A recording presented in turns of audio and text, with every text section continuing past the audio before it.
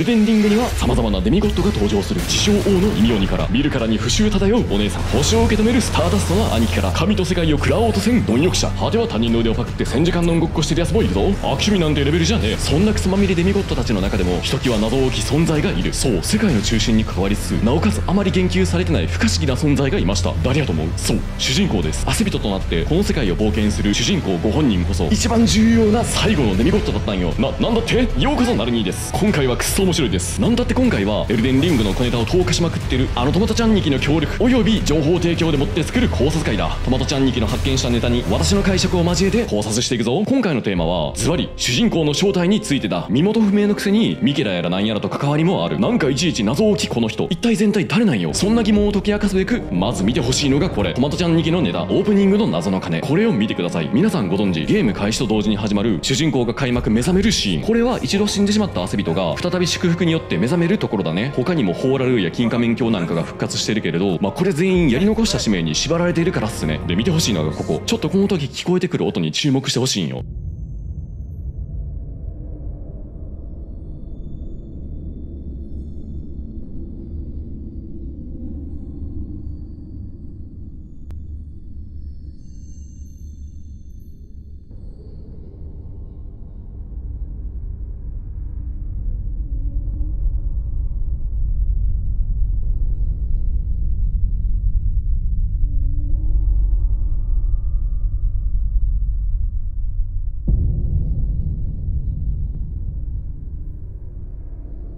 大きな足音、変な鳴き声、そして鐘のような音。この音の正体が何かというと、巨大な体、亀のように歩く霊廟、心当たりない？そう、前回の考察見てくれた人ならわかるかもしれへん。巨大な体、亀のように歩く霊廟、こいつが鳴らしてる音なんよ。まさに完全一致。つまり主人公はこの歩く霊廟の中で祝福を授かって復活したってことなんよ。この霊廟は狭間の地の各地で割烹してるわけなんだけれど、この中のどれかから主人公が蘇ったみたいやな。でこの霊廟の中にはね、首のない遺体があるんよ。でこいつはなぜかデミゴッドの追憶を複製する力があります。追憶ってのはボスの魂みたいなもんで、追憶を円卓の円谷ばあさんのところに持ってくと、そのボスが使っていた武器や魔法を作ってくれるんだよね。なんでなんて思うよね。なんでかは知らへんけれど、とにかく不思議な力が宿っています。そんな遺体の正体についてのヒントをくれるのがこの人です。すすり泣きの半島の巡礼教会。この前にいる霊体のセリフである。霊廟がさまよっている。魂なきデミゴッドを抱いて、おう永遠の女王マリカよ、あなたの醜い落とし子を抱いて。つまりこの霊廟の中の人はデミゴッドでマリカの落とし子だったってことのようだ。そういえば主人公は霊廟で復活したかもしれなかったよね。んで霊廟の中の遺体はデミゴッドであるって考えると、主人公デミゴッドなんじゃない？こういう流れやな。以上がトマトちゃんの動画で紹介されていた内容を整理したものである。さてこっからは賛否両論となった考察よ。以前私が挙げた動画で主人公の正体ミケラなんじゃねって内容を紹介したことがあります。ミケラってのはマリカの子供たちの一人で、デミゴッドでもある神様です。もし主人公がデミゴッドであるならば、この説をさらに裏付けることになるんすよ。ちょっとおさらいしようか。以前紹介した主人公ミケラ説なんですけれど、これにはいくつかの根拠があります。まず一つ目は、主人公がリエーニエにいる指読みのばあさんにミケラ様に縁があるって言われること。ここは解釈次第で意見が分かれるところやけれど、かなりダイレクトやね。次に2つ目、ミケラは最も恐ろしい神と言われているんだ。それはこちらのアイテムテキストにも書かれている。マレニアの兜、無垢金で作られた翼の兜、ミケラの刃、マレニアの装備。彼女は抜け殻の足元でミケラを待ち続けた。兄様が約束を違えるはずがない。神の知恵、神の誘惑、ミケラこそ最も恐ろしい新人なのだから。ほう、ミケラは最も恐ろしい神だそうな。一方主人公も恐ろしいと言われるシーンがあるんだよね。それはロジェールのセリフ、あなたは怖い人ですからね。出会ってから間もない人に怖い人って言われるなんてよっぽどやんね。主人公のことはさておき、なんでミケラがそんな恐ろしいかと言われるかというと、なんとミケラには人を魅了する力があったからなんだ。魅惑の枝、無垢金の祈祷が施された枝木、 FP を消費して刺した敵を魅了する。魅了された敵は一時的に味方となる。新人ミケラはあらゆるものから愛された。愛するを強いることができた。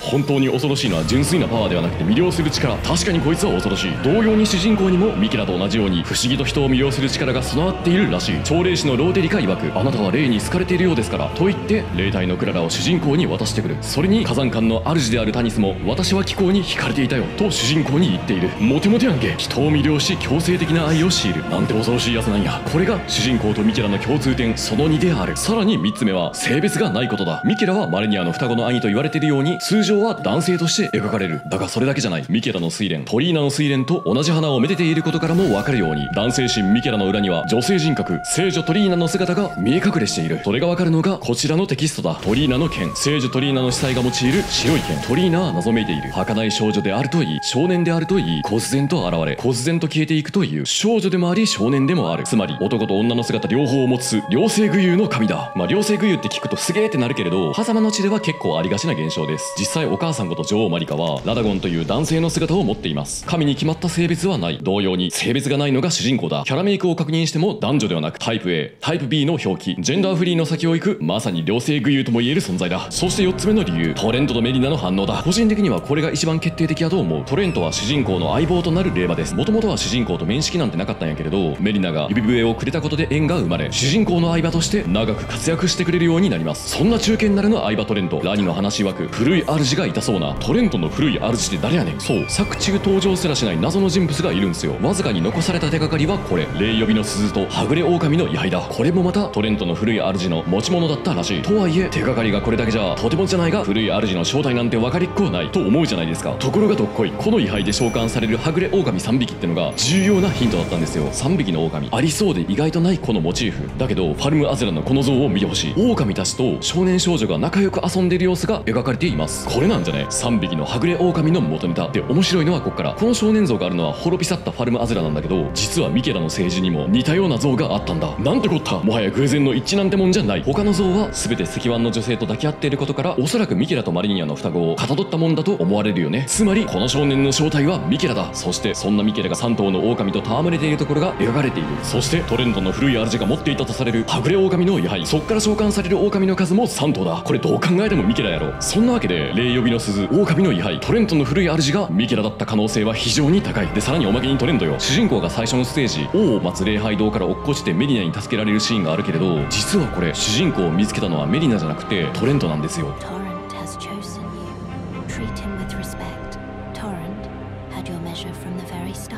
そう、トレントは出会う前から主人公のことを信じていたんよ。出会う前から好感度マックスってどういうことやねん。そういうことだよ。主人公に古い主の魂、つまりミケラの一部が入っているからしかないじゃない。大なり小なり何らかの干渉を受けているのは確かだと思います。なぜならミケラが欲しがった力を主人公は持っていたから。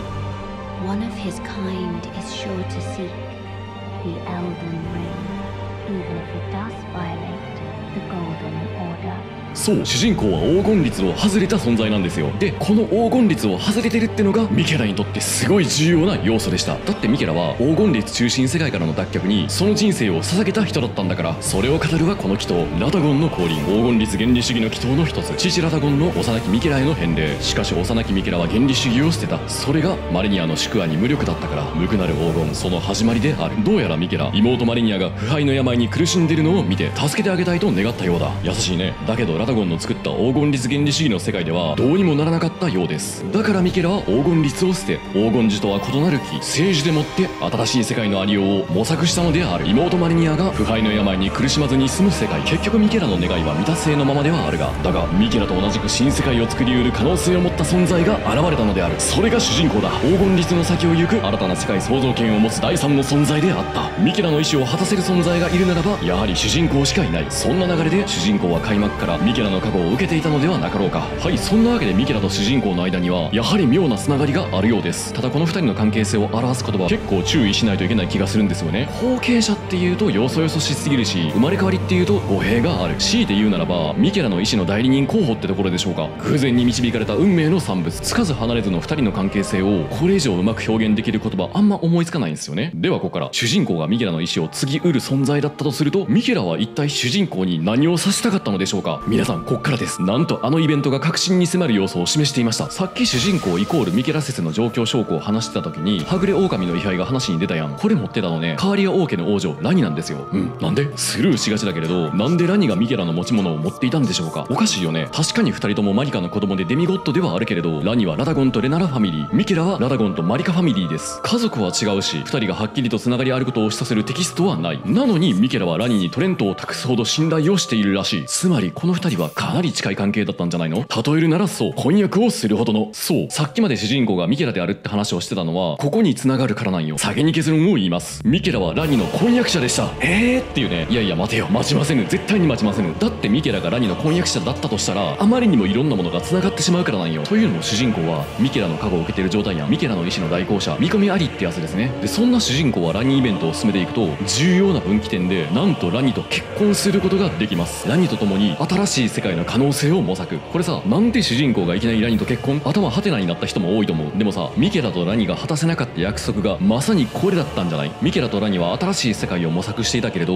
言い換えると駆け落ちしてでも結婚しようとしていたって、そういう筋書きも浮かび上がってきます。そんな果たせなかった未練があったからこそミケラの魂を宿した主人公が時を超えて約束を果たしたのではなかろうか。アンゲスの指輪、暗い満月をかたどった大粒の指輪、月の王女ラニがその伴侶に贈るはずだった冷たいちぎりの指輪。ラニが新人であれば伴侶とはすなわち王である。そして指輪には忠告が刻まれている。何者もこれを持ち出すことなかれ。夜の彼方、その孤独は私だけのものでよい。これはレアルカリア魔術学院の内部、レナラがいる大書庫の宝箱の中に封印されていた代物であり、二人の絆を暗示する指輪だった。というのもこの指輪にはもともとラニが伴侶に贈るはずだったもんなんだよね。言い換えると伴侶になるはずだった人に何か不幸があって結局贈れなかったわけである。だからラニは孤独を感じていたんだね。使命と玉座に代行者俺と失った伴侶にだけは変わりなどなかったからだ。 Mine will be an order not of gold, but the stars and moon of the chill night.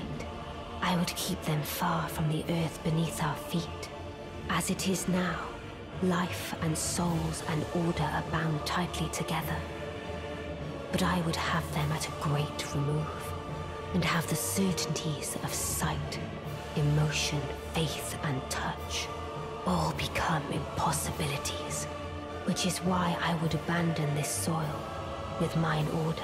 黄金律の世界では死は終わりではない。一度死んでも生まれ変わって何度もぐるぐる現れる。だからにはそんな歪んだ世界に疑問を持っていたようだ。不思議だよね。だって伴侶が死んでもいつか蘇るなら黄金律でいいじゃない。そう思わへん？でもラニはそう思わなかったらしい。その理由はやはりラニ自身黄金律の限界に気づいてしまったからじゃないかな。確かに黄金律で人は蘇る。なんなら複製だってできる。デミゴットの宿命、いわば肩書きとしての存在だ。とはいえ命ってそういうものではない。どれだけ似ていても一度失われた命だけは二度と蘇りはしない。なぜなら命に変わりなどないからだ。だからラニは黄金律を捨てようとしたんじゃないのかな。黄金律よりもう二度と戻らない孤独を選んだわけだ。何にせよミケラがラニと結ばれることはなかった。そう、ミケラもラニ同様黄金律を捨て聖樹を目指した新人であった。彼も彼なりに目指した世界があったらしい。だがその結果はこれ。ミケラもやはり聖樹を完成させることはできなかった。新世界のハードルはよほど高いと見える。もちろんミケラも命がけあの手この手で聖樹を育てようとしたらしい。そんな涙ぐましいミケラの努力を感じさせるのがこれ。清潔の木の根、鮮血を含んだ育つことのなかったワカメ。かつて幼き清潔を与えられ育てられたワカメがその原種であるという。どうやらミケラは自分の血で聖樹を育てようとしたらしい。黄金樹の養分にされた人間がやがて木の一部となるようにミケラ自身も自分の命を木に宿そうとしたようだ。だがこの計画は失敗。叶うことはなかった。理由は定かではないが、まあ彼自身が永遠に幼い呪いにかかっていたからかもしれない。何にせよミケラ自身は黄金律の中でしか生きれない存在だったようだ。結局ミケラの血は聖樹の成長を阻み彼自身力尽きてしまったようだ。その後はオープニングにもあるようにミケラはモーグという別のデミゴットに体をさらわれ、こんな眉の中に拉致監禁されている始末。まあそれはさておき、ミケラとラニのつながりは他にもある。ラニはカーリア王家の王女である。そんなカーリア王家に仕える親衛騎士の一人がこのローレッタ、ラニの側近の一人であり相当信頼されていたようだ。というのもラニは星の世界創造計画のためかつての進化をカーリア上官に集めていたわけだけど、その中にローレッタの姿もあるんよ。来るべき日のためにローレッタはラニの呼びかけに応じたんだよね。でもこのカーリアの上官に来てるのはあくまで霊体、本体じゃないんですよ。じゃあ本体はどこにいるのと思えば、なんとミケラの政治を守っていました。そう、ラニの中心であるローレッタがなぜかミケラの手助けをしてるんよ。ラニとミケラは本来違う勢力です。したがってローレッタが直接使える相手はカーリア王家一択のはず。これは一体どういうこった？ローレッタがカーリア王家を裏切って黄金の一族に就いたって線もなくはないけれど、まあ厳しい。かなり不自然な解釈になります。それをかミケラとラニが繋がってるって考えた方がよほどシンプルにまとまります。言ってみればローレッタは二人の誓いを守る騎士としてラニの命によりミケラに使わされた騎士だったんじゃなかろうか。それにね、彼女の使うこの武器器を見てほしいんよ。ローレッタの鎌、優美な工芸品のような白銀の鎌、聖樹の騎士、ローレッタの獲物、カーリアの親衛騎士として与えられた武器だが、青い奇跡は無垢銀の宝石に付け替えられている。最初はカーリア王家の武器であり、カーリアカラーである青の奇跡がついていたんよ。でも後からミケラのテーマカラーである無垢銀の宝石に付け替えられています。ここだけ見たら単にラニ勢力からミケラの勢力に寝返ったんかなって思うかもしれへんけれど、こっちの装備も見てほしいんよ。親衛騎士の鎧、ミケラの聖樹に仕えた騎士、ローレッタの銀鉄の銅鎧。彼女はかつてカーリアの親衛騎士であり、今でもその誇りを忘れてはない。ルリのマントはその象徴であろう。武器の宝石はミケラカラーに交換したけれど、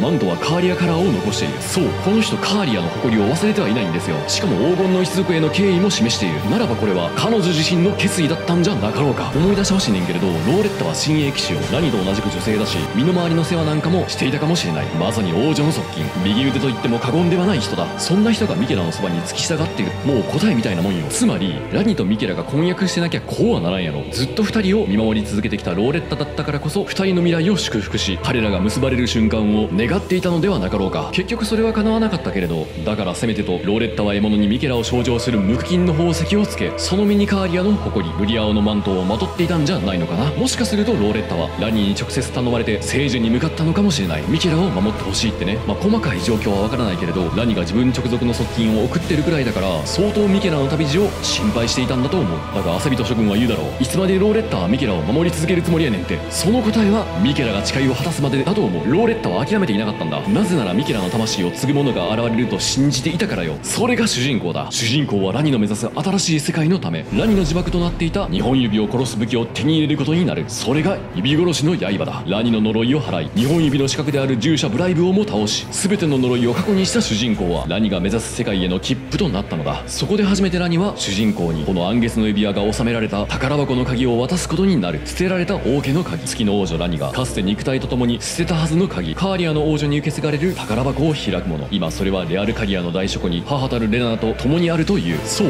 それはかつて肉体と共に捨てたはずの鍵であった。さてラニもミケラも新世界を目指していたわけだけど、それは一体どんな世界だったんでしょうか。特にミケラは居場所なき意味者たちのため必死に世界を作ろうとしていたわけだけど、思うにそれは絵画世界みたいなとこだったんだと思います。人と人形、ラニとマリニア、命なき者たちにせめてその真似事をと。 I do solemnly swear to every living being and every living soul, now cometh the age of the stars. A 1,000-year voyage under the wisdom of the moon. Here beginneth the chill night that encompasses all, reaching the great beyond into fear, doubt, and loneliness as the path stretcheth into darkness. Let us go together, my dear consort eternal. 一度は一人で暗き道を行こうとしたラニだったけれど、結局主人公を受け入れています。偽りの体で生きている時点でラニも偽物なんだよね。やはり自然な命じゃない。メリナさんなる大ヒロインなどは認めることはないだろう。でもそんな偽り含めて自分を肯定しようとしたのがラニの道だったんじゃないのかな。故にミケラの代理人である主人公を認めるしかなかったんだと思う。果たせなかった約束を背負うのは自分もまた同じ立場だったのだから。そう、主人公がミケラの魂を宿していたからこそラニの孤独にも同伴者ができたのだ。簡潔にまとめるぞ。ミケラ、妹マリニアのため黄金律を捨てた。主人公、黄金律から外れた。ミケラ、人を魅了し最も恐ろしい神とされる。主人公、誰にでも愛されるが時に怖いとも言われる。ミケラ、トレントを手放したことをラニが知っていた。主人公、トレントに選ばれた。ミケラ、聖樹への割り符を白金人に預けた。主人公、それを受け取る運命にあった。ミケラ、ラニと結婚するはずだった。主人公、ラニと結婚した。結論を言います。主人公の正体はミケラの魂を宿すものでした。あんたミケラ様に縁がある、そういうことだったんよ。ミケラがこうであったらよかったなって思う世界を体現してるのが主人公だったんじゃないのかな。ミケラが聖樹に宿ることになった背景と主人公のたどる狭間の旅路、知らず知らずのうちにミケラの運命を背負っていました。気づいた時は痺れたね。しかも現在制作されてるこのエルデンリングのダウンロードコンテンツのストーリー、このアートに描かれている人物はトレントに乗っていることやそのヘアスタイルからミケラなんじゃねって言われています。ミケラは少年の姿を保っているようだし、もしかしたら彼の過去の物語を追体験するものになるかもしれない。細かいところはダウンロードコンテンツが来てからのお楽しみだ。さていかがだったでしょうか。謎多き人物ミケラ、彼を取り巻く環境を含めてなかなか考察のしがある神様っすよね。楽しんでいただけたならば幸いです。あとこのもの今ゲーム作ってます。だからゲーム作ってるゲーム実況者って覚えて帰ってください。はい、もう忘れない。ほらというわけで以上、ナルニーでした。じゃあね。